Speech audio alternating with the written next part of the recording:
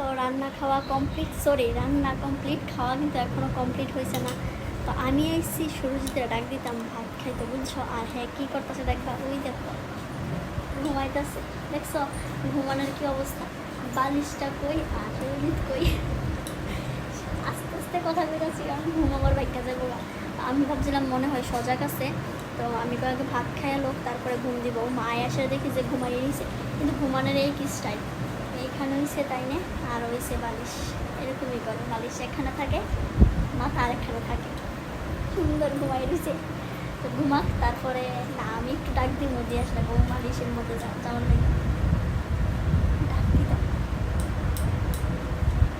এই যে তুমি বালিশ ছাড়া ঘুমাইতেছো যে,